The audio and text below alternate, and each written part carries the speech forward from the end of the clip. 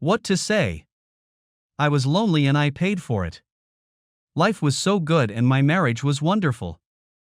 We had 2 almost grown children and lived a pretty normal life. And then she had to go and die. God, I miss her so much. 40-year-old women don't die of heart attacks. At least I didn't think they did. Now I was all alone. Mary and I had a good time together, a very good time. She and her twin sister Barb and me and my best friend Bill spent all through high school together. Hell, those were the days. When Bill and I went on dates, it took us a while to make sure we were with the right girl. There were a lot of times when they cheated on us. Bill told me about a small red birthmark on Barb's back. It was just above her right cheek. Whenever they tried to trick us, we would ask one of them to show us her butt. It was funny, all of us would spin around trying to get a good look at the girls' butts.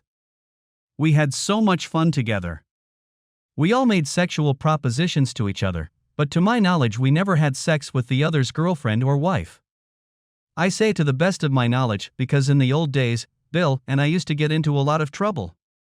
The girls always said they could switch us and we'd never know. We really were best friends. We had a double wedding ceremony. We even went on a honeymoon together. I know that may sound strange to some, but it wasn't. We were able to share the days with our best friends and spend the nights alone making love all the best. I know you've heard of 2 peas in a pod, but we were 4 peas. Barb and Bill had 2 kids about the same age as ours. They even walked together until they were older and went their separate ways, but they were still friends. We each had a son and a daughter. Life was good. I was a truck driver and Bill worked as a dispatcher for a large transportation company. Both Mary and Barb were teachers. What a surprise, both teachers. It was a good thing they taught in different schools or the kids would have gone crazy, as they were so much alike. They only taught part-time until our kids were old enough to go to school. Then they went full-time. Mary wanted to be there for our children and was always there for them. The nice thing about being a teacher was that she was always there for them since she had the same weekends as they did. Of course, I was also there for them when I wasn't on the road. Throughout my truck driving career, I tried to plan family events. When I was driving across the country, I tried not to stay more than 5 days. I think you get the point.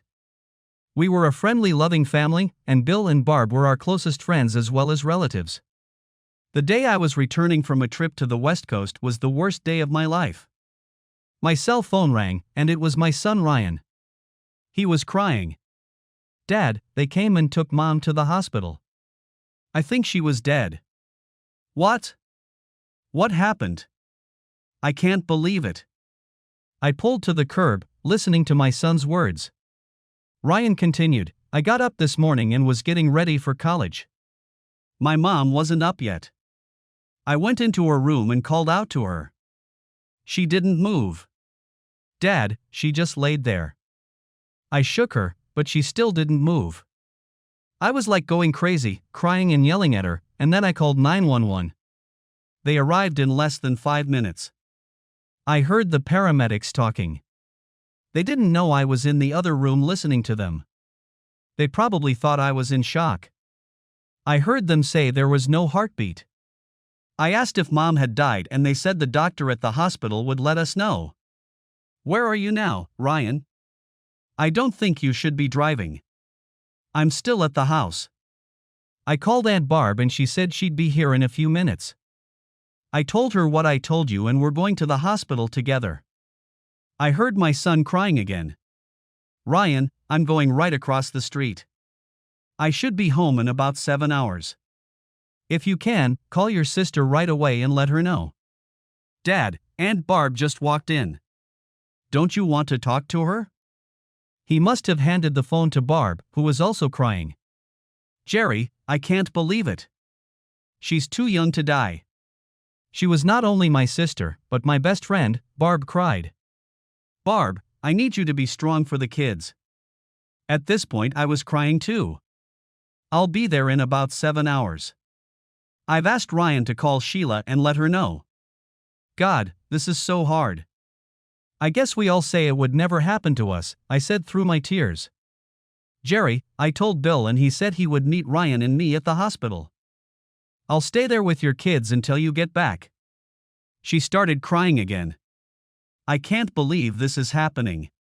Why, God? She was such a good person. We said goodbye, and I headed down the road with a face full of tears.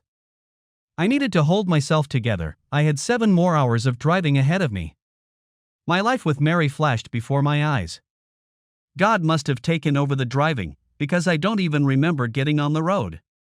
All I remember is thinking about my wife and family. About 7 hours later, I stopped in front of my house. To this day, I still don't know how I got here.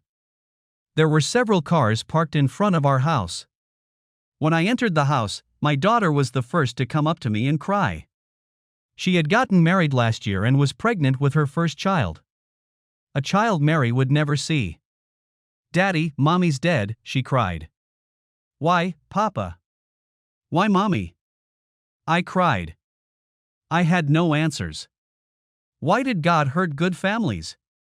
I always hear preachers say God didn't do it, but I believe He allowed it to happen. I hope that in the future we can be together again in this so-called heaven. It was everything we could have hoped for. Of course, it wasn't the end of Mary's life. There must be an eternal place for good people like her. I just hugged my pregnant daughter and told her I didn't know why God let this happen. We're going to see Mom again someday. We just have to have faith in that. What other choice was there? When Barb came over and hugged me, all I could think about was Mary. I wanted to see if Barb had a birthmark and maybe it was all a joke or a fantasy. I knew better, but when a loved one dies, the mind plays tricks on you. I squeezed and hugged Barb like there was no tomorrow. Except for Mary, I loved her more than any other woman in the world. After the funeral, I felt so alone. Ryan usually stayed at college. It was a good thing he was home that fateful night his mom died. I would have hated to think that she would have been lying there before I got home. Sheila lived a few miles away and came to see me as often as she could. She worked part-time and her husband worked in a law office. He was a few years older than Sheila, but he was a good man. Sheila worked part-time so that she would have something to do. She was going to be a full-time mom when the baby came. Mary had taught her that. I was spending more and more time on the road. I had no reason to rush home. I knew my family was worried about me, but there was nothing else I could do. Whenever I found myself home, I would visit Sheila and attend the birth of my grandson. Mary would be so proud. Sheila and I cried when we thought about how her mother would have reacted to the birth of the baby. Barb was also present at the birth. She was like a second mom to Sheila and Ryan. I knew there was no way she would have missed the birth. She was already a grandmother when her daughter-in-law gave birth last year. Every time I saw Barb, I pictured Mary. It was so lonely. Barb was always hugging me. I know deep down she knew I needed it. She almost always cried when we hugged. Barb's daughter, Sandy, was also in college. I always wished that my son Ryan and her would get closer, but it never happened. Ryan told me once when we talked about it that he loved Sandy, but they hung out together so much that he loved her like a sister. They were already a family. It was the first year after Mary's death, but I still couldn't shake off the loneliness. I traveled more and more. The only real comfort I got was when I came home and saw my grandson. I also loved going to Bill and Barb's for dinner. Barb and Mary were from the old school. You cooked a home-cooked dinner for your families. Not just a quick defrost of frozen meat.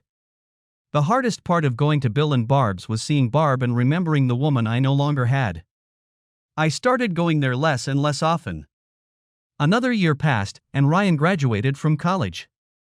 He got a good job, but in another state. Of course, after my mother died, I didn't see him much. Sandy, Barb and Bill's daughter, got married, and I came home for the wedding. It was nice to see all of our children go out on their own. I remember Bill saying to me at Sandy's wedding, "You know, Jerry, we're good. We met two of the sweetest women in the world, have remained good close friends, and we both have wonderful children who have grown up to be responsible adults. We're good." Yeah, it's just sad that Mary won't be here to see it all, I said with tears in my eyes. She sees it, Jerry. She's smiling from heaven right now, looking down from her front row seat, smiling for Sandy. Here we were, two grown men, and we were both crying. We really were best friends.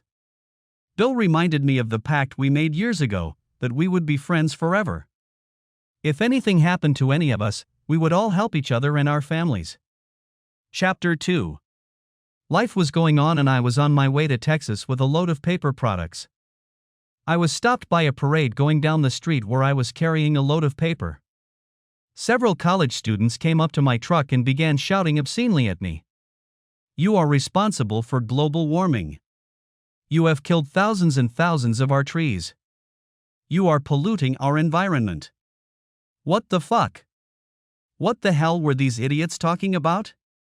I was just about ready to get out of my truck with a tire iron and rinse a couple heads when a police car pulled up and told these two assholes to get back in their parade.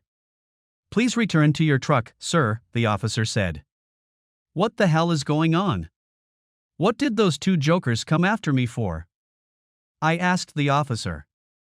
This is the Earth Day parade, sir. You know, save the trees, save the spotted owl. Ride your bike, stop polluting the atmosphere and burning our natural resources, the officer said. You mean they're accusing me of driving a truck for a living? What the hell has this world come to? The guy who tries to make a living is the bad guy, and these idiots who have nothing better to do think they're the good guys. Maybe I've been living too long, I said to the officer. The officer laughed. I agree with you, sir, but we're only here to keep the peace. It would be hard to fight crime without cars. College guys kept pointing their fingers at me as they walked down the road. I couldn't believe they were wasting their time making their stupid signs. How would they draw this stupid sign if there wasn't a tree cut down to give them paper to create this stupid sign? I was very glad that my kids never participated in these crazy activities. I sat there and read the caption. Save the spotted owl. Stop using our natural resources. Don't drive SUVs, electric cars are the way of the future. And so on, sign after sign. Someone had to sit these students down and explain to them the facts of life. To get electricity, we need to burn either coal or some kind of fuel. These are our natural resources. Big car, small car, is there a difference in the bottom line? What would these kids do if someone turned off their grandparents' heat? I think most of these kids need to realize that every truck driver is providing a service. Everything we have is transported from one place to another by trucks, trains, or boats. Look, I'm not against nature. I like animals, trees, beautiful parks, fresh water, but there needs to be a balance. What a person is willing to give up to get something else. Why does every generation think they have all the answers? Well, the parade has moved on and I can deliver my rolls of paper. I drove by and some of the workers just shook their heads looking at the students. I would be glad to be unloaded and taken out of this place. Once I got outside the city limits, I found a nice truck stop. There were rooms for the day and a restroom for truckers who wanted to clean up. I got a room and after getting cleaned up, I headed to the restroom. I wasn't going to spend the night in a motel, I just wanted to wash off the street grime. I sipped my beer and watched the girls dancing in the club. As I looked around, I saw some couples hugging each other tightly as they danced. I thought of Mary and how we would go dancing with Bill and Barb. After a couple of beers, I decided to hit the road. I figured I could drive a few more hours before settling in for the night. I had a sleeper in the cabin, which became my home away from home. As I approached, I saw a guy walking between the trucks with a tire iron and yelling in Spanish. I thought it might be one of the protesters, so I got ready for a fight. From a distance he shouted to me.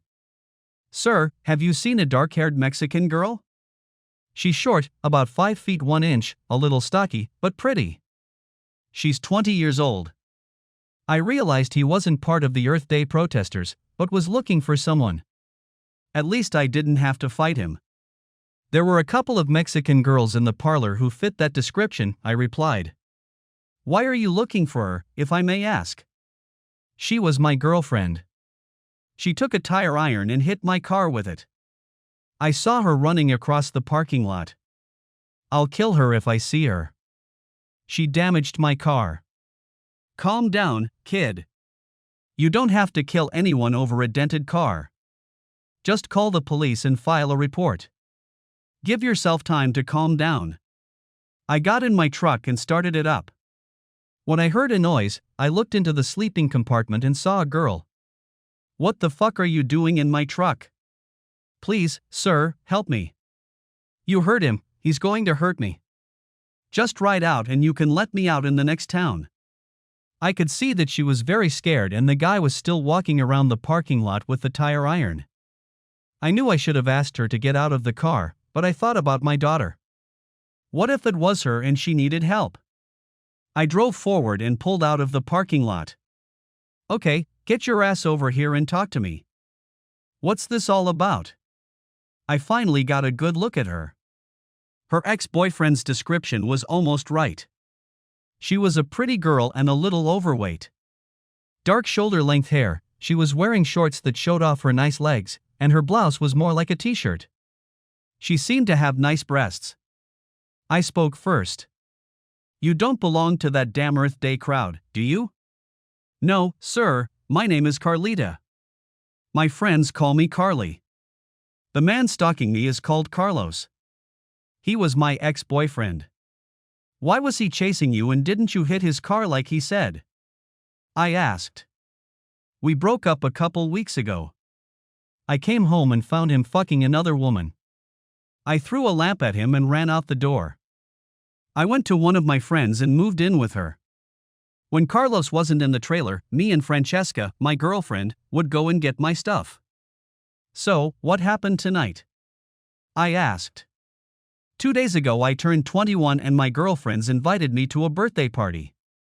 We were dancing and having fun when I saw Carlos come in with that slut.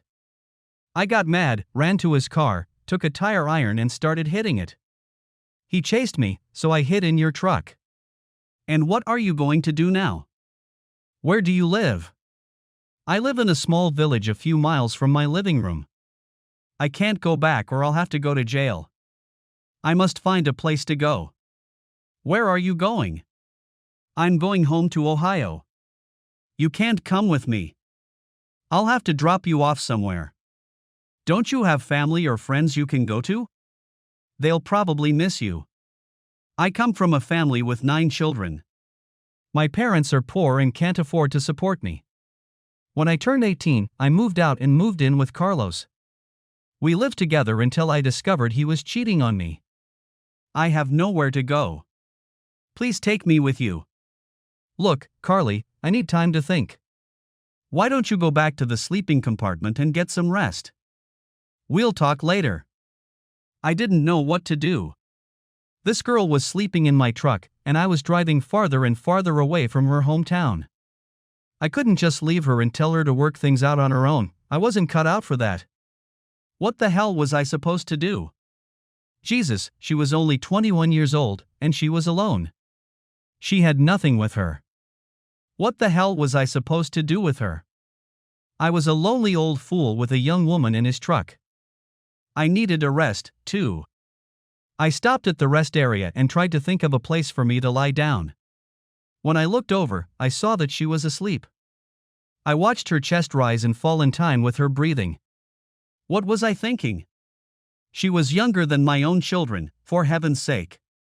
I tried sleeping sitting up, but I didn't like sleeping that way.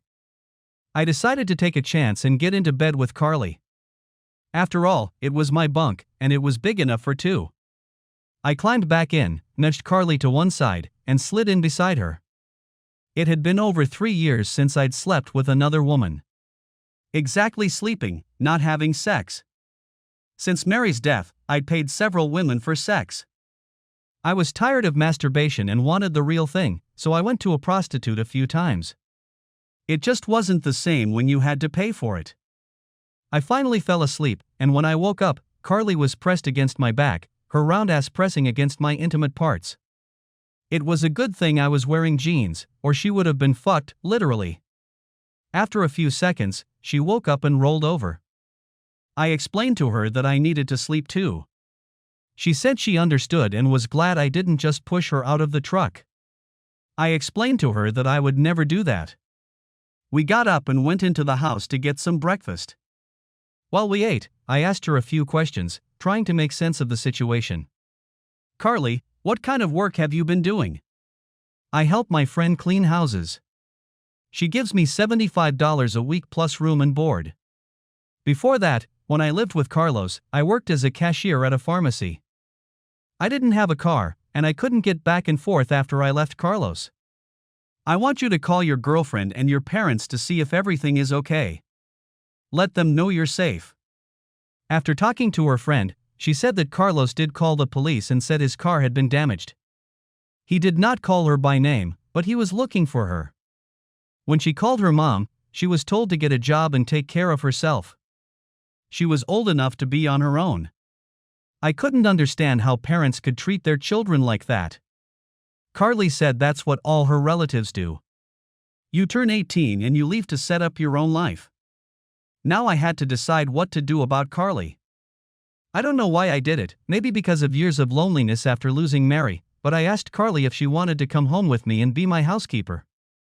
At the time I realized it was a mistake, but loneliness does something to your mind. You don't know until you've been there. I explained to her that she could be my housekeeper. She would have her own room and I would pay her $100 a week to buy her own personal items. We could try it out for a while, and if she didn't like it, I could take her home on my next trip to Texas. The only alternative was to take her to the bus station and buy a ticket back to where she came from. I can't go back.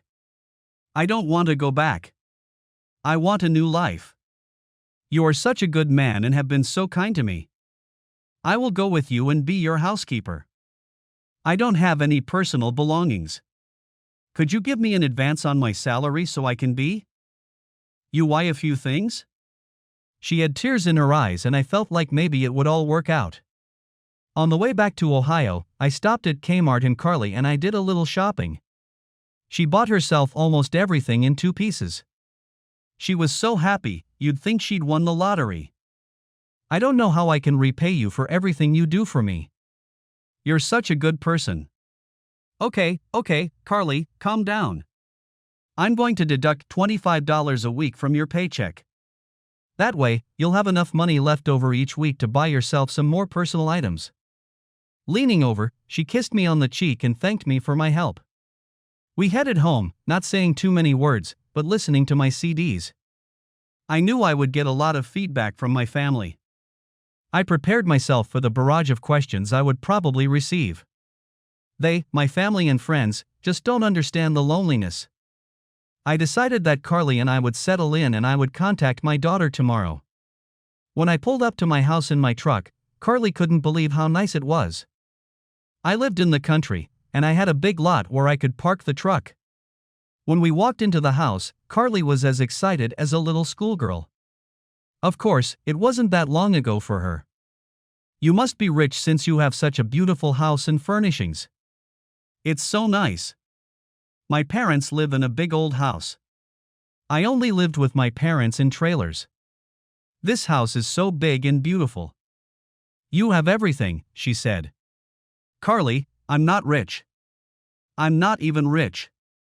I live like most people. I've paid for this house my whole life. Since my wife died, I've hardly bought anything. I spend most of my time traveling. That's why I've asked you to be my housekeeper. You can live here and your job will be to keep it clean. You can cook when I'm home. You are not my slave, so you can lead your own life. Just respect my apartment and keep it clean. So, do we have a deal? Carly was jumping up and down like a child getting a new toy. She came over, hugged me, and kissed me on the cheek again. I led her to her room, which used to be Sheila's before she got married. Sheila had taken all her personal belongings with her when she left, but the room was still set up as her maiden room.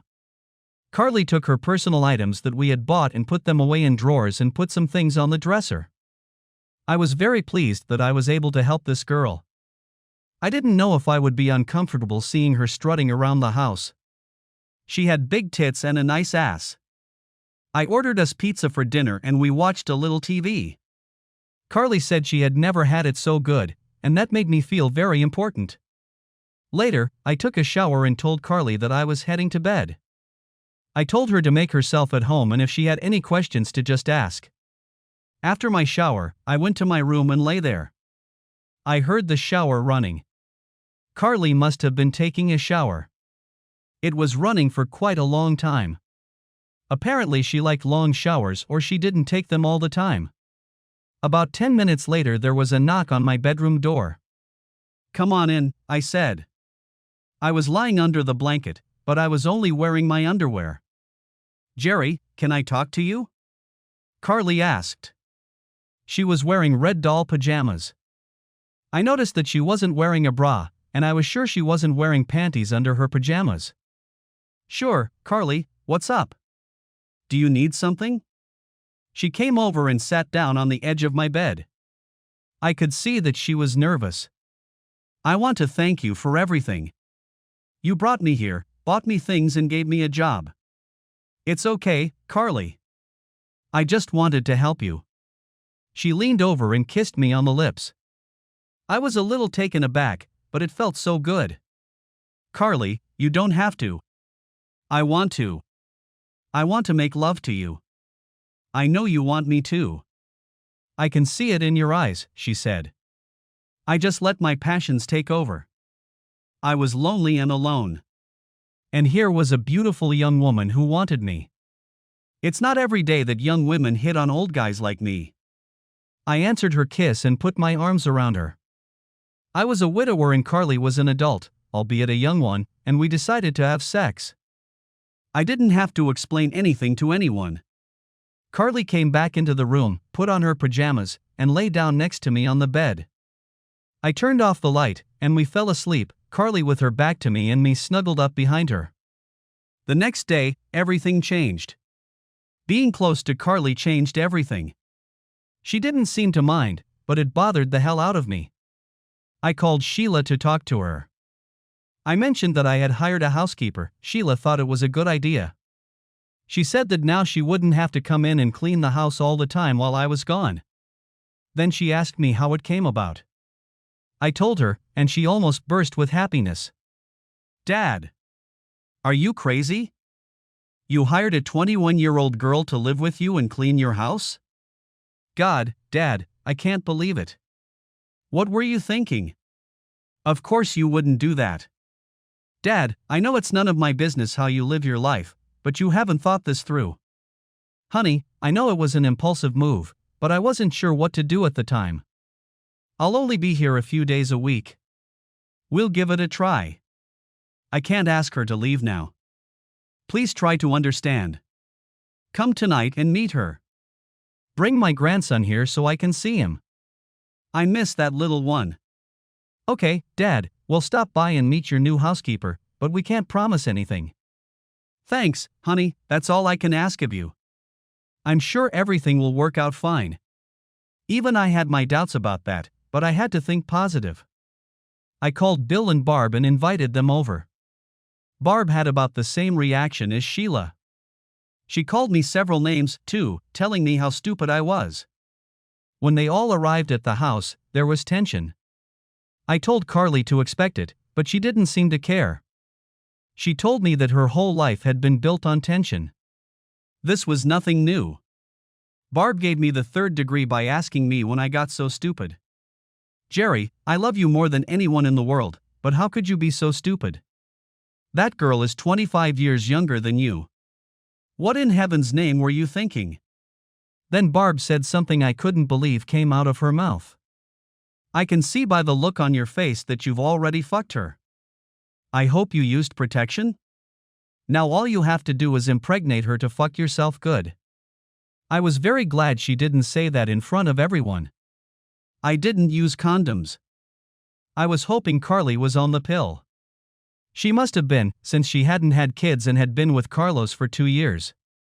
Everyone thought Carly was fine except the women, Sheila and Barb, who said they didn't trust her. They said they liked her, but why would a young girl like her want to live with an old man like me? It didn't do much to boost my ego, but there was a reason in what they said. "Daddy," Sheila said. I think she's amazed to see all you have.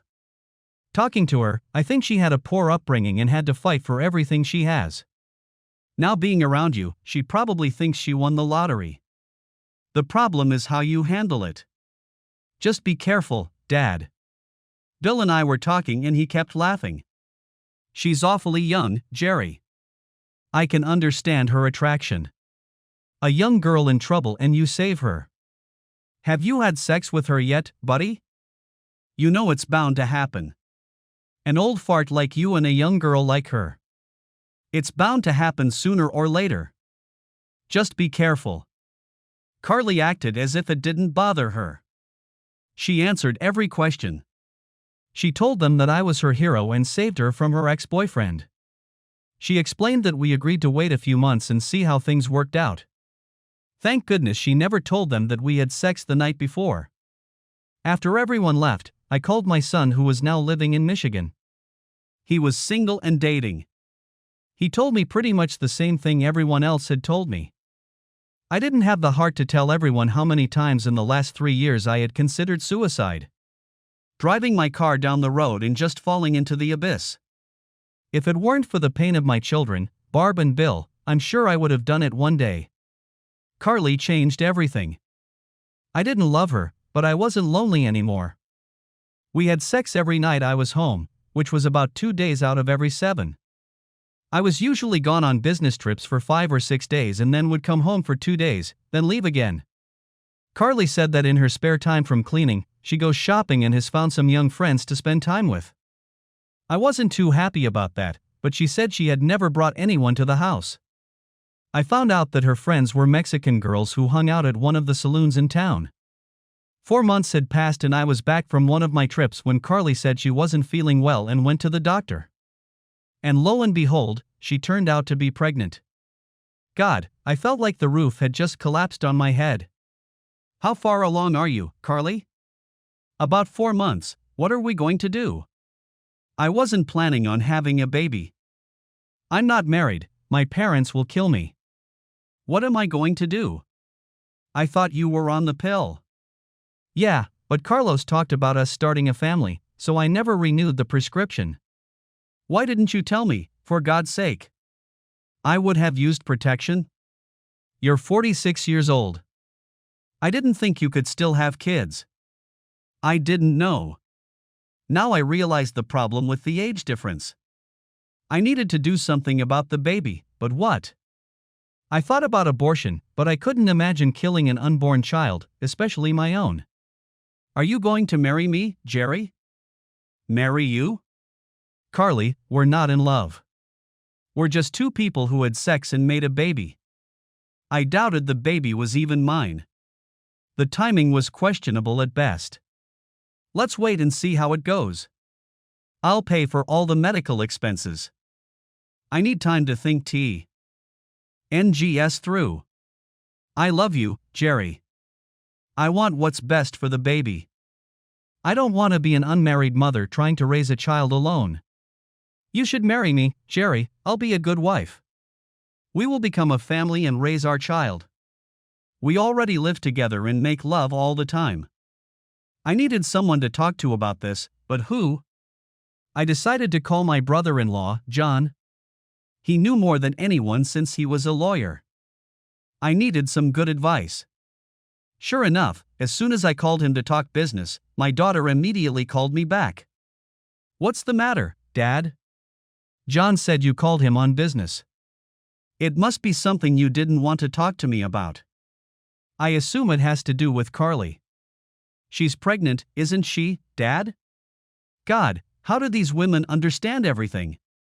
It's like second sight or something. Yes, Sheila, Carly is pregnant. I called John to see what my legal options are in this matter. I could yell at you, Dad, but it's too late for that. You mustn't think about marrying her. You're digging yourself a hole that you're going to have a hard time getting out of. Dad, you're much older than her, hell, she's younger than me. Honey, I know that. If your mom were here, she'd know what to do. Dad, if Mom was here, none of this would have happened. God, I still miss her. Me too, honey, but I have to deal with this new situation. I know Carly is young, but she makes me happy and not so lonely. I know I'm much older, but I'd make a good father. Look how good you and your brother turned out. I smiled at that statement. My kids were the best, and Sheila was a great mother. Daddy, I want you to know that no matter what you decide, I will always be there for you. I'm still your little girl, you know that. At least for a little while longer. About an hour later, the phone rang. I answered it, and it was Barb. What the hell have you done? I might just kill you. Oh, my God, Jerry. What's gotten into you? You don't visit us anymore, then you brought home a strange girl and got her pregnant. And now you're thinking about marrying her. What happened to the sensible Jerry I always loved? I just can't believe what's happened to you. I was furious. I lashed out at Barb, which I'd never done in my life. I was always afraid of hurting her feelings. Barb, no one knew how lonely I was, always alone. I've only loved 2 women in my life, and one of them is dead and the other is married to my best friend. Now my life is shit. Yes, I've made some mistakes, but I'm doing my best to fix them. Because of my loneliness, Carly got pregnant. Yes, she's still a baby, but I have to realize that I have to be a father again. I can't just throw money at her and say I'll raise our child. I'm not cut out for that. I'm going to take responsibility and do what needs to be done. On the other end of the phone, I heard Barb's tears. I wasn't quite sure why she was crying. I wasn't sure what it was that I'd yelled at her, but something had hurt her. Jerry, I have to go. Bill and I will always be your best friends. If you need us, just give us a call. She hung up the phone. Chapter 3. I went to talk to my brother-in-law, John. I wanted to meet him at his office since it was business and I needed to have a clear mind. John had given me a lot of useful information and I had already made all the decisions. For some reason, I felt I had to tell Barb. I know she wouldn't agree with me, but in my heart I felt I had to do it. Bill, her husband, was at work. I wanted to be alone with Barb as I was giving her this information. I thought about telling Sheila, but asked John to break the news to her gently. Barb, there's something I have to tell you.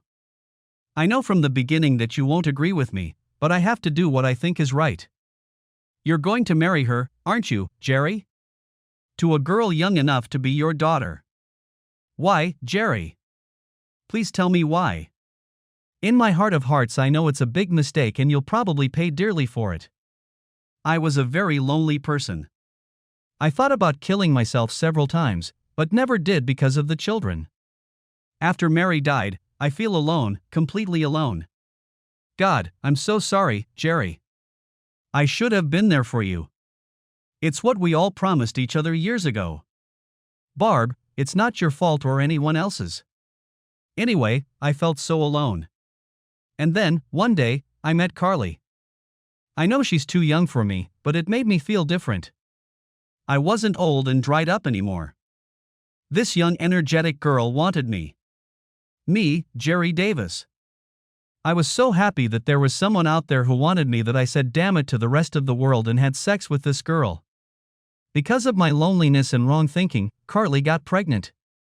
She didn't do it on her own. I couldn't just blame it on her. I was a willing participant. I don't really like her, but I care about her, and what's more, she's carrying my baby. I know some of you don't think it's mine, but I feel it probably is. If not, I will have the marriage annulled and take her back to Texas. If she is mine, I will love her with all my heart. Why don't you wait and see first, Jerry? Take the test and then make your decision. I've thought about it, but like I said, I'm sure she's mine and I'm not going to spend the next 5 months biting my nails and waiting to find out. I'm going to live my life as a responsible father and husband. I think Carly deserves that. I've discussed it with John, and he's writing a prenup and will where my assets will go in the event of my untimely death. My children will get most of my assets, but I will make sure my new baby is taken care of. Also, if Carly decides she doesn't want to be with me in the near future, she won't be able to leave Ohio with the baby. It's my baby and I will take care of it. Is there anything I can say to stop you, Jerry? I'll always be your friend and come to your rescue if you need me. No, I've made my decision and now I have to honor it. I'm going home right now and I'm going to tell Carly. I just want you to know why I'm doing this. You mean more to me than anyone else. I hugged Barb and headed home to tell Carly that we were getting married.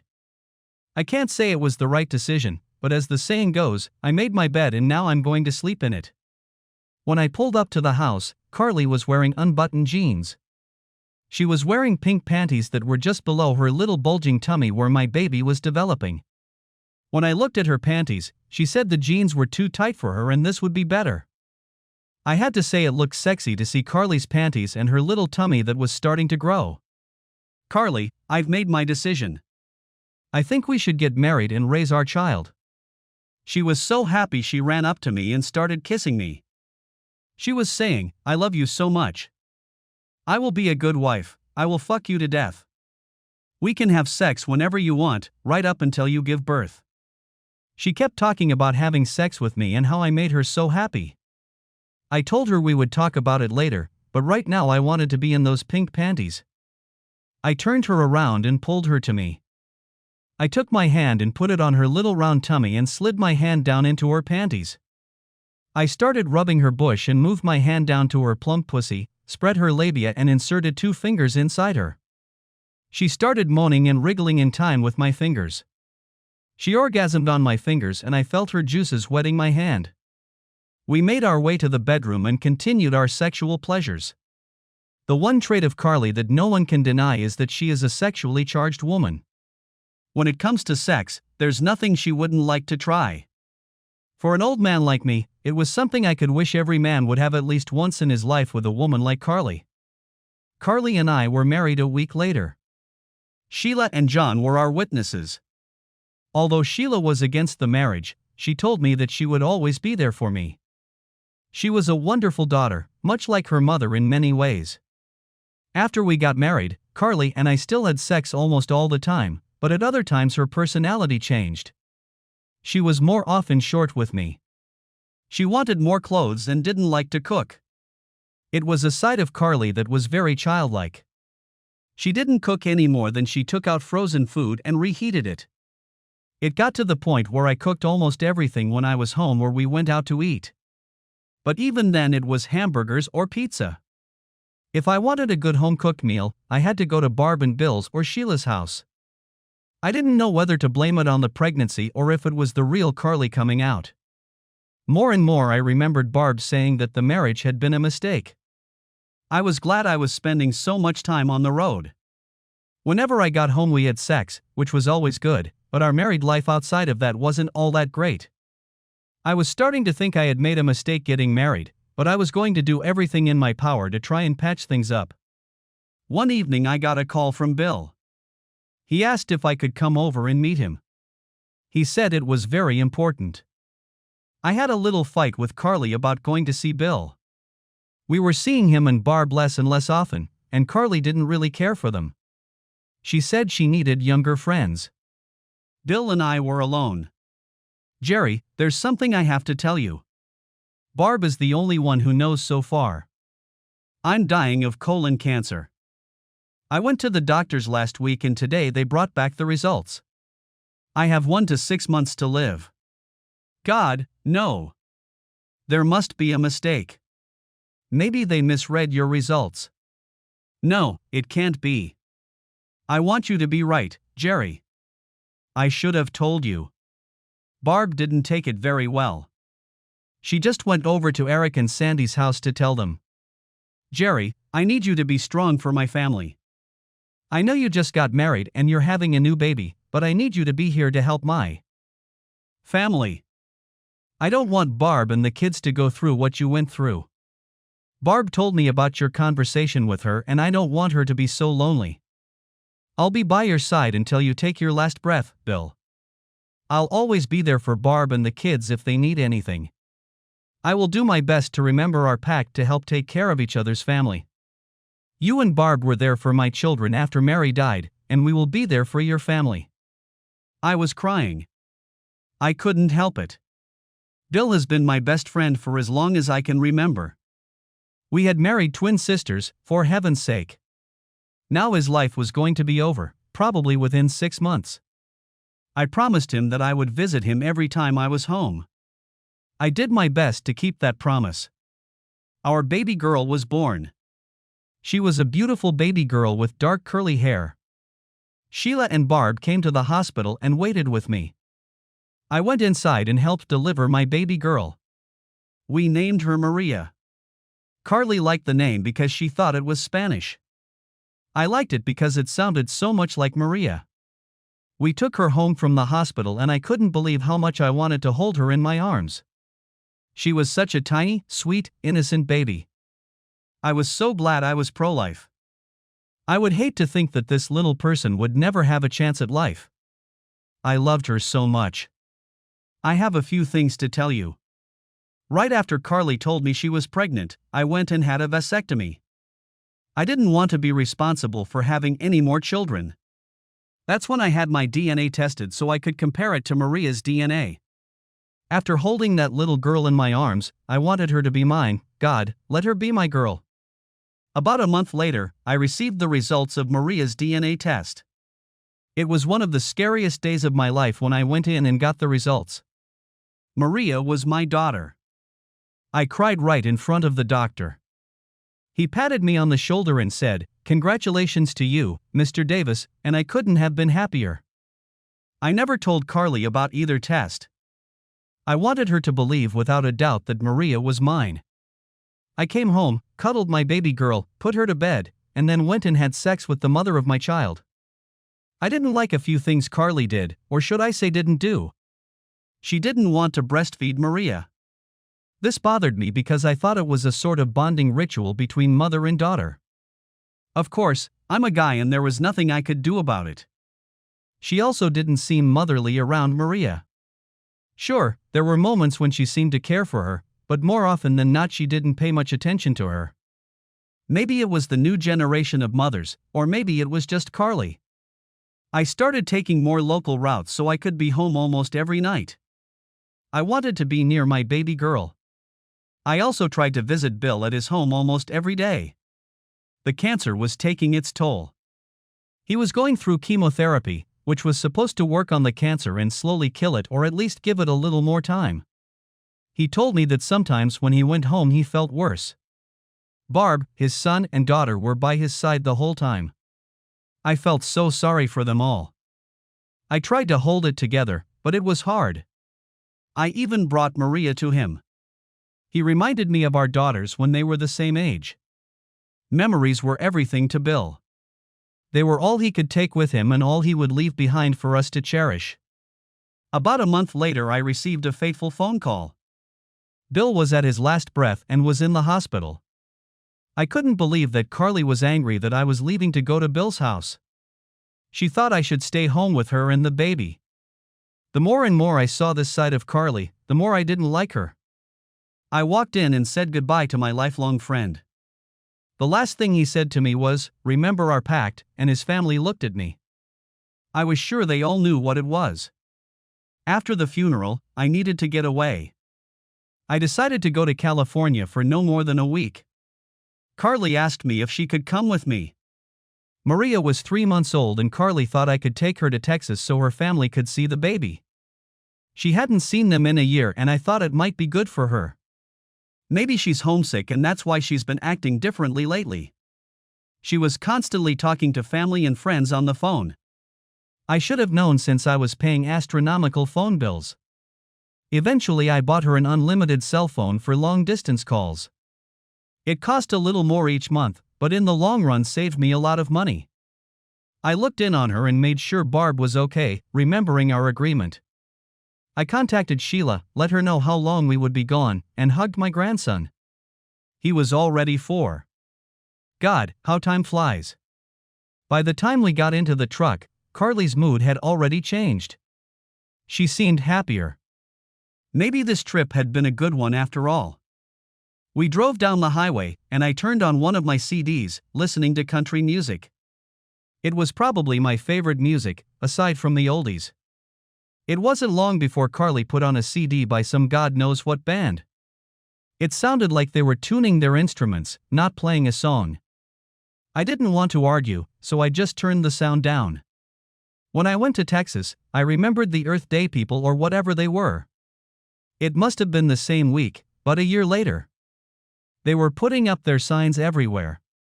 When I saw a sign that said "Save the Spotted Owl," I wanted to take it down.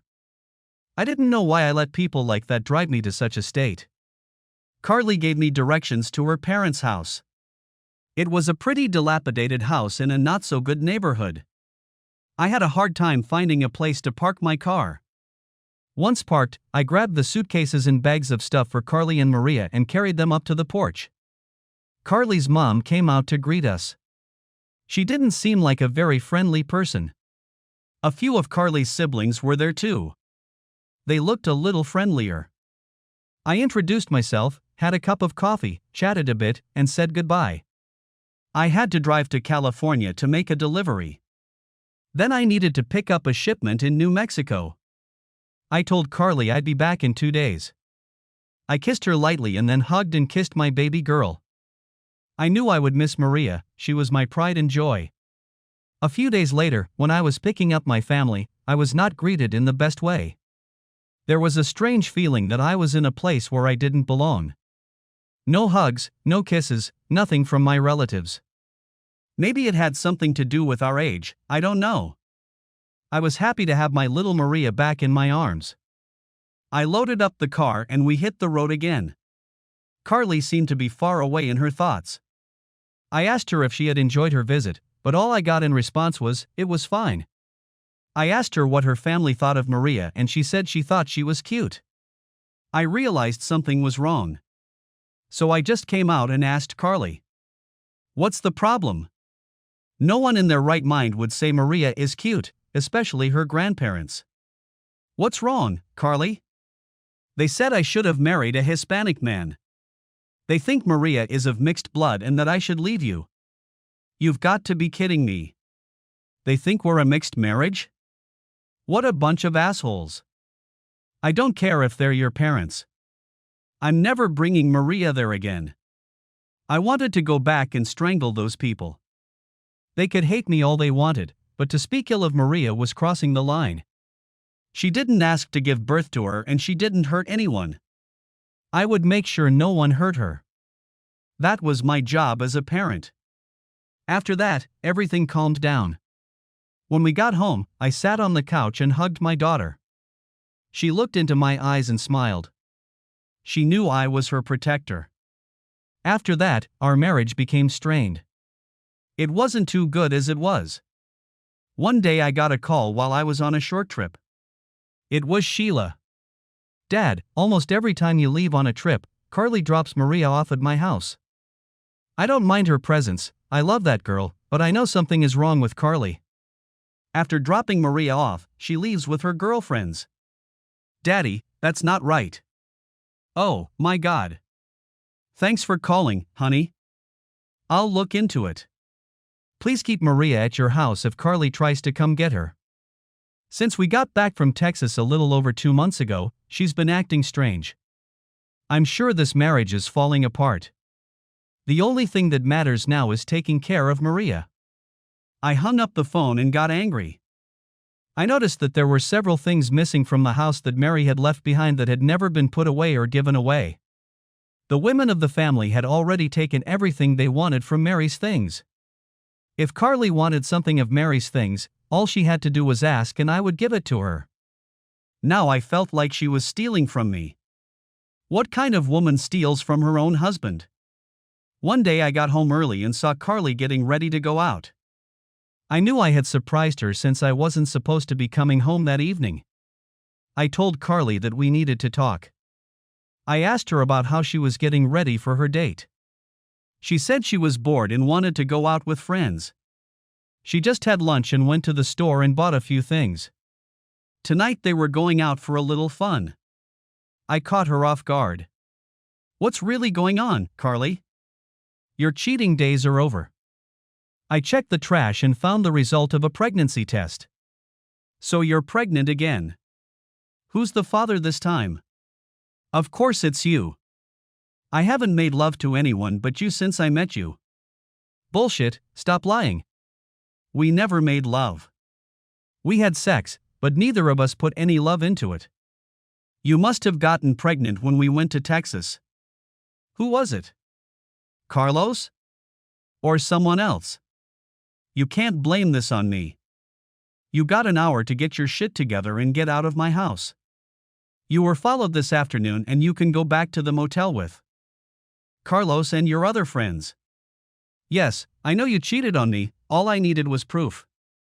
You provided it to me, it's in your stomach. We argued for the next hour. She started out in denial, then moved on to saying it was my fault, and when she said she was going to take Maria away from me, I started throwing her stuff out the door. I told her to get a lawyer and we would fight in court. I'm going to die first before I let her take my little girl. She reached for her cell phone. I knew she was calling her friends to pick her up. She gathered her clothes and threw them in plastic bags, and when her friends pulled up, she threw the stuff in the car and said she would see me in court. She wanted all the things that were rightfully hers. I called John and told him what had happened. He surprised me by saying that he already knew and would definitely talk to me. I remember telling him that I would never give up Maria. He said that he understood and that everything had been taken care of. I was worried when we walked into the judge's courtroom a few days later. Most judges usually ruled in favor of the mother. There was no way I was going to let Carly leave with my little girl. Chapter 4. As we entered the courtroom, we had a female judge. I saw Carly and a man I thought might be Carlos. I'd seen him once in the parking lot, and her lawyer, who was looking at me smugly. I looked at John looking for some hope. Don't worry, Jerry, it'll be okay, John remarked. I remember Sheila telling me that John was one of the best divorce attorneys around. I really hoped that she wasn't just praising him because he was her husband and that he was really good. The judge began her statement by asking if everyone was present. John told her that he had one more witness who would be arriving shortly, but we could proceed. Let's see, the judge said. We have a custody case involving a 6-month-old girl named Maria. We also have the problem of the wife being pregnant again. The husband says the child is not his, so there won't be a custody problem, but the wife is asking for child support for both the daughter and the future child. Lastly, we have to consider the division of property as well as who will pay for medical care during this pregnancy. What do you think, counselors, is that the end of it? Both parties nodded in agreement. Well, let's start with custody of Maria. It should be noted, from this point on, I take some liberties with some of the conversations in the courtroom. It was difficult to memorize everything that was said by both sides. So this is somewhat of an outline of what was said. John stood up. John Bryant on behalf of the defense, Your Honor. I have a witness in the hall who is willing to testify on behalf of my client, Mr. Davis. Linda DeMarco has spoken to the plaintiff many times about her marriage. May I invite her, Judge? After a nod from the judge, John brought in a pleasant-looking Hispanic woman of about 25. I had never seen this woman before and wondered where John had met her. I looked at Carly and she was startled to see Linda walk in. She screamed, "Linda, how could you sell me out? I considered you my friend. I told you all this in private. Please be quiet, Mrs. Davis. This is my court and I will let you know when you can speak. Ms. DeMarco, what can you tell us about this child, Maria, that we don't already know?" The judge asked. Your Honor, Carly, that's Mrs. Davis, told me that she didn't even know who the father of the baby was. She said she told her husband that it was his baby, and she also told her boyfriend Carlos, the man who was sitting with her, that it was his baby. Let's stop at that point, the judge said. I think we'd better find out who the father is before we decide the custody issue. Mrs. Davis, who do you think is the father? If you think it isn't Mr. Davis, he shouldn't be paying you child support, and of course, Mr. Davis, if it isn't your daughter, I can hardly give you custody. Carly looked dumbfounded. On the one hand, she needed the money for maintenance if she got custody, but on the other hand, she could lose her boyfriend. He probably wouldn't accept someone else's child. Especially after being told it was his child. John stood up. Your Honor, let me say this. My client, Mr. Davis, had a DNA test done shortly after the baby was born. Here are the test results that prove he is Maria's biological father. John handed the document to the bailiff. The judge pronounced, "Well, that'll help with baby number 1, but how do you prove that baby number 2 isn't his either?" Your Honor, Mr. Davis also had a vasectomy right after he found out Carly was pregnant the first time. He never said anything to her about it. Of course, he wasn't married to her at the time, so he wasn't legally required to tell her. So, Your Honor, this proves that she had an affair to get pregnant a second time. Ms. DeMarco is here to tell you that Mrs. Davis informed her that the baby was conceived as a result of the affair. John handed my test results to the bailiff. What do you have to say about these charges, Mrs. Davis? You never seem to have told your attorney about these charges. I remember when Carly's attorney stood up. Judge, I'm James McCoy, representing the plaintiff. Mrs. Davis said it was a one-time affair. She didn't want to get pregnant. Also, we agree that he is not the father of the unborn child. We just want custody of Mrs. Davis's daughter. Mr. McCoy, we don't need a lot of lawyer talk. I need the facts so I can make the right decision for the welfare of this child. Where will your client live and what will she do if she gets custody of this child? She wants to go back to Texas and be with her parents. I have letters from them saying they will help raise the child. As far as finances, we were hoping for a decent amount of child support and, of course, alimony. John stood up. Judge, they have no right to take the child out of state without my client's permission, and I can assure you that permission will never be granted. On the other hand, if my client gets custody of his daughter, he has lived here his entire life. He has all the material possessions necessary to raise a child. But most importantly, he has family and friends who have written letters saying they will all help raise this child. You're right about wanting to stay in the state, counselor. Mrs. Davis, are you willing to live here in Ohio and raise your child here if you get custody? It's not fair. Just because he has money, he can dispose of it. I don't want to live here. I should have the right to see my daughter, it's just not fair. In the matter of custody, I will rule in favor of the defendant, Mr. Davis. In doing so, I also rule that Mrs. Davis should have the right to see her daughter every other weekend. I am concerned that Mrs. Davis may take her daughter out of state, so I order that her visits be supervised by either a member of Mr. Davis's family or a court-appointed person. Payment for the supervision will be made by Mr. Davis. Carly was furious. I know it was the money that made her angry, not Maria. Carlos, on the other hand, looked grinning with happiness. I guess since Maria wasn't his, he didn't want her around. Now for the division of property. I have before me a prenuptial agreement signed by both parties. Mr. McCoy, is there any reason why I should not follow that agreement? Your Honor, my client has stated that the agreement was signed under duress. If she had known she would be left with nothing in the event of a divorce, she would not have signed it. You must remember that at the time she was in a strange state, alone, pregnant, and being taken advantage of by a much older man. Mr. Bryant, is there anything your client would like to say about forcing you to sign this document? Your Honor, I was the attorney who drafted the prenuptial agreement. No one was under duress at that point. That is why we have prenuptial agreements. To preserve the assets of both parties entering into the marriage. I might add, Your Honor, that this marriage only lasted a year before Mrs. Davis cheated on her husband. If that was even the first time. Also, Your Honor, my witness, Ms. DeMarco, would like to speak on behalf of my client. I assure you it will help in deciding the division of property. Of course. Ms. DeMarco, what can you add to the distribution of assets? The judge asked. I'm a fact-finding investigator, and I've been asked to look into the background of Mrs. Davis and her friend Carlos Hernandez. They're schemers. They take things from people and resell them. They're from Texas. I will give you proof of what I'm telling you. Mrs. Davis forged a credit card using Mr. Davis's name and reputation. Over the past year, she has accumulated over $20,000 in debt on it. Most of it in cash. I guess Mr. Davis didn't even know about it until now. Because Mr. Davis trusted her, he didn't suspect a thing. She paid the minimum payment every month, so Mr. Davis didn't even know about it. She also started taking things that belonged to the late Mrs. Mary Davis.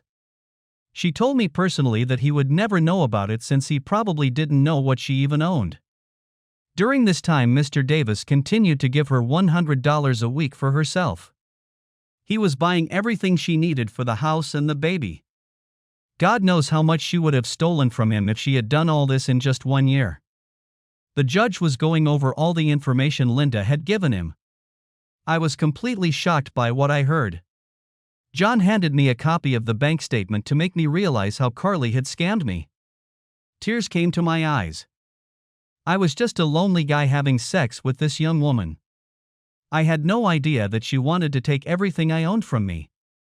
The judge was ready to give a verdict on the division of property. Mrs. Davis, you are the worst of human beings. You should sit in jail and pay for your crime against this man. You took advantage of a single mature man and then tried to take everything from him, including his child. You are a disgusting human being. Unfortunately, I can only make a judgment based on the evidence I have. You, Mrs. Davis, will leave with the clothes and personal effects you have now. You have brought nothing to this reckless marriage, that is what you will leave with. As for the money you stole from Mr. Davis, he will have to file an identity theft case against you to get his money back.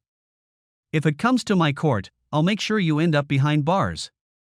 I'm also going to amend Maria's visitation authorization, once a month for 2 hours for 1 year. Mr. Davis, you are still married to Mrs. Davis and will be responsible for the medical care of her unborn child until DNA testing proves you are not the father. I can't just accept a vasectomy, even if I believe it is the right thing to do. At least your health insurance will cover the cost of the birth. If nothing else, the case is closed. I've made my judgment. I was very happy. I hugged my brother-in-law and his friend Linda hugged me. I wanted to know a lot more about her, but John said they had another meeting and that they would see me later at his and Sheila's house. I came home in a good mood. I couldn't believe Carly would do that to me. I guess sometimes you think you know someone, and then it turns out you weren't even on the same playground. At least I got custody of Maria. I didn't care how much it cost, I just wanted to make sure my girl stayed with me. I called Sheila and told her the good news. I could feel her smiling on the phone. She was a wonderful daughter, and even though I had done so many stupid things, she was still there to help me. Dad, you should be here in a couple hours. There's something we need to talk about. Is Maria all right? I asked. Yes, Dad, there's something we need to talk about. I don't want to talk about it over the phone. Just be here in a couple hours, please? Yes, dear, I'll be there. We both laughed, because that was how I usually answered her mother. She quickly understood. When I pulled up to Sheila and John's house, I couldn't believe there were so many cars there. I parked and walked into the living room. Barb was sitting there, dressed in her slacks, rolling a ball around to Maria. I said, "Hi, sweetie," and Maria started crawling toward me. She was almost 7 months old, but she seemed so smart. I know a lot of parents say that about their babies, but that's what I meant. I picked her up in my arms and she said, "Yes, yes." I hugged her and kissed her. She didn't care that I was old, she knew I was her daddy and her protector. That was enough for me. I looked up as everyone started walking into the living room and the adjoining kitchen. I looked up, and almost everyone in my family was there. I'll try to call them by name. My daughter Sheila, her husband John, and of course my little grandson Dane. Barb was there along with her children, Sandy and Eric. Both had spouses and Sandy brought her son. I saw a woman, Linda, sitting there talking to John. I would finally find out who this woman was who helped me save my daughter as well as my dignity. I looked up and saw another man enter the room. It was my son Ryan. He must have come all the way from Michigan.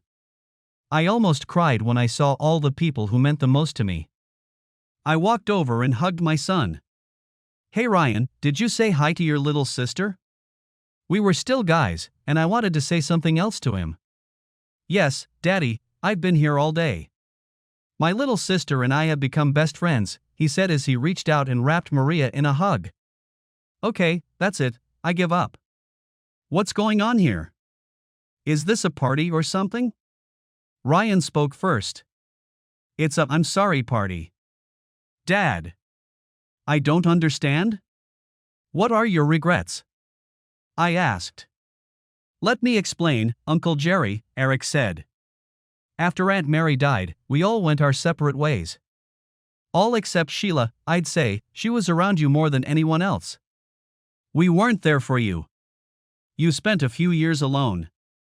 We were supposed to support you, but it didn't work out. After you remarried, we all realized it was because we weren't there for you. We decided to do something about it. We wanted to make sure Carly was the kind of woman who deserved you. We found out the truth about her and decided to let her know we were on to her secret, but you beat us to it. I'm not sure I understand. If you knew something, why didn't you tell me? I tried to tell you, Dad, but you said you wanted to do the right thing and marry her. We thought you would only listen to us if there was real proof. You always gave second chances, Sheila put in. Dad, it's about time you met Linda, Ryan said. The girl stood up and took Ryan's hand. Dad, Linda is my fiancée, we're getting married at the end of this year. I walked over to the girl and hugged her. Ryan, I'm getting more confused by the minute. Maybe you can explain to me how your girlfriend is a secret agent and was able to help me so much? John joined the conversation. Dad, he always called me Dad, except in court. Sheila and Barb were very worried about you. They asked me to find out everything I could about Carly and where she was from. I didn't want to go through our office, so I contacted Ryan. Ryan? Ryan, what is your job? You're not a secret agent either, are you? Ryan laughed. No, Dad, I'm not a secret agent, and neither is Linda. I run a data center. It's the computer age and you can find out anything you want to know about anyone. John called and told me what was going on. Linda and I started running background checks on Carly and her family. We started to get worried. We talked to John and the three of us decided that Linda would befriend Carly.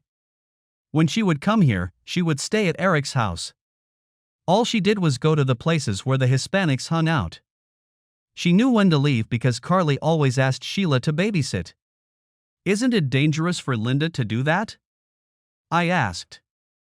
It wasn't that bad. I had a couple Latino friends come with me. People like Carly give all hardworking Latinos a bad name. My girlfriends and I became friends with Carly and she told you all about it. She was really proud of what she was doing. We didn't think we needed to have all three of them testify, but they were ready if needed, Linda said. Dad, we didn't want to keep it from you, but we needed enough evidence to go to court so the judge would give you custody. When Linda found out about the second pregnancy, we decided to act and get it out in the open, but you had already kicked her out, Ryan replied. Okay, thank you all, but whose idea was this? Sheila said. That was Aunt Barb's father. She called a family meeting while you were on one of your trips. She told us how lonely you were, that we weren't there for you like we should have been, and we needed to fix that. She told us that better late than never. Then when Uncle Bill got sick, we all noticed that you were there for him.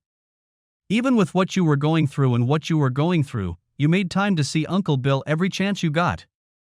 Tears came to Sheila and Barb's eyes, tears came to mine, too, as I thought of my friend. Sandy sat and watched all of this. She was Barb and Bill's oldest daughter. Uncle Jerry, after Dad died, we thought about Mom and what she was going to go through, and it scared us. It scared us terribly. We didn't want her to go through all those lonely times like you did. We decided that we would be there for her, but most of all she needed a real friend. Eric pronounced.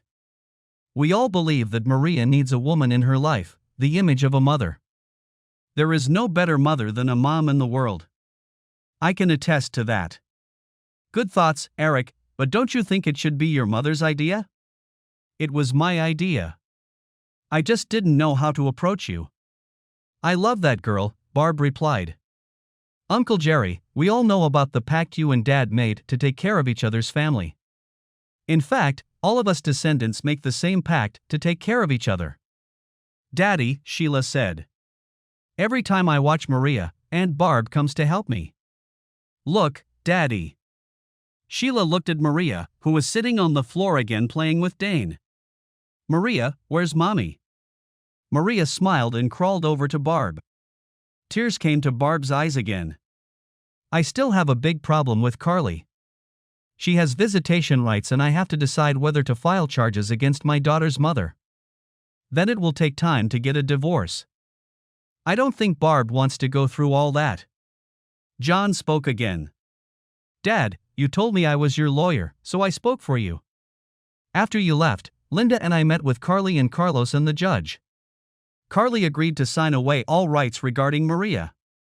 In return, we told her that we would not press fraud charges against her. I think the thought of going to jail really scared her.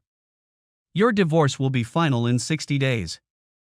You're still responsible for paying for Carly's healthcare and the baby's future. Of course, we have checked with the insurance company and you should have no out-of-pocket expenses. Of course, you will have to pay the charges on the credit card that Carly charged. So, Jerry, Barb spoke up. It looks like I can babysit if that's what you need. I told the school that I might only be interested in a substitute teaching position. I have to give them an answer next Monday. Will you live in my house or will I bring Maria to you? Eric pronounced. Uncle Jerry, Mom isn't going to be just a babysitter and housekeeper. According to what John said, you can get married for the third time in 60 days. The adoption papers can be filed on Monday. We want you to know that if you marry Mom, you will have all of our approval and support. Just so you know, Mom asked me to tell you all this. Added Barb, who was still in tears. I picked little Maria up off the floor and walked over to Barb, who was now sitting on the couch. Barb, will you be my wife in 61 days and be the mother of my daughter as soon as possible? I couldn't believe I was crying in front of everyone. There was dead silence. For Pete's sake, answer him, Mom, Sandy shouted. Yes, Jerry, of course I'll marry you, but I'm really glad you had a vasectomy, she smiled. Epilogue. I learned more about Carly from Linda a few days later. She told me that she had talked to Carly many times. Carly and Carlos were very close friends and had almost gotten married several times. They worked together to scam people. They had been doing this for several years. The funny thing is, I wasn't picked as a mark. They did have a fight, and Carly did hit his car with a tire iron. She got scared and hid in my truck. As we were driving to my house, she decided to contact her friends and tell them that she was going to make a tag out of me. She told them that I had lost my wife and would be an easy target. When we got to my house, she saw all the stuff I had accumulated and was going to take full advantage of me. After she discovered she was pregnant, she started to get nervous. This was not something she was willing to put up with. When I agreed to marry her, she really thought about going straight, staying married, and starting a family. I guess the tiger doesn't change its stripes and she went back to her old ways. As soon as I got her a credit card, she used it to get another one without my knowledge. She made the minimum payment on it every month, and she cleaned me out in the process. I asked Linda about sex. It didn't seem like she was faking it. Linda told me that the sex was real. Carly really enjoyed it. She was surprised that she enjoyed it with an old man like me. Carly fought with herself about using me, but when she talked to Carlos again, everything fell into place. She had sex with him when we got back to Texas. Of course, that's when their plan began to unfold. Linda told me that I was lucky to have such a good family, otherwise I could have lost everything. People like Carly and Carlos used and cheated people as a way of life. She told me they found their match when they got involved with the Davis clan. She was going to be happy to be part of such a close and loving family. Barb and I got married as soon as we could. The adoption was successful, and Barb was now Maria's legal mother. I stopped driving the truck and got a job as a dispatcher. I was home every evening to be with my wife and daughter. Ryan and Linda got married and moved back to Ohio to be near the rest of our clan. Linda told us she was pregnant and was very excited. She told me that she would be teaching Spanish to her baby and Maria since they are both partially Hispanic.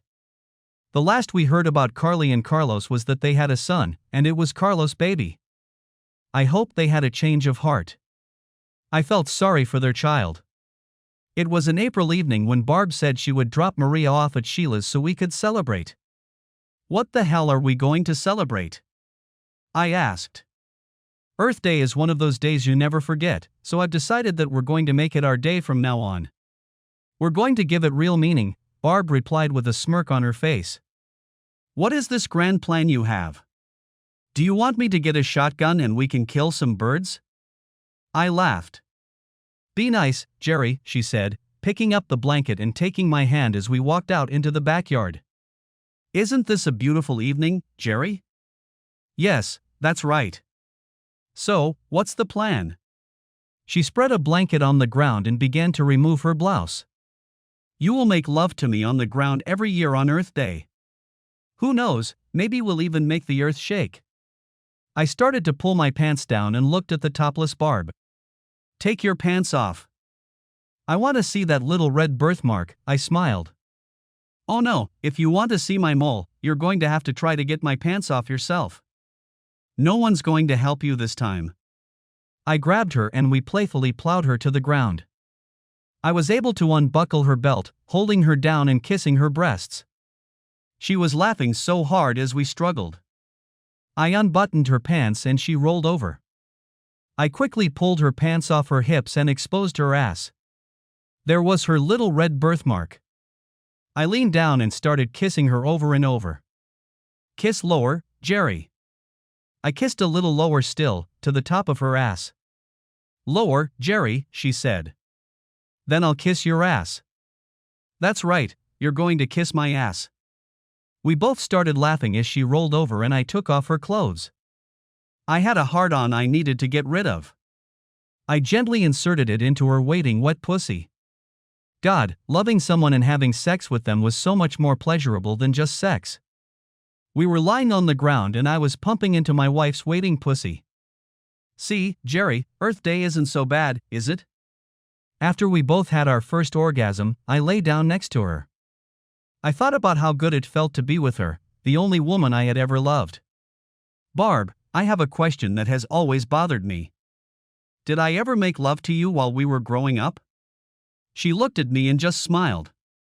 I guess I won't get an answer to that question today. Thank you for listening to my stories. Comments are always welcome.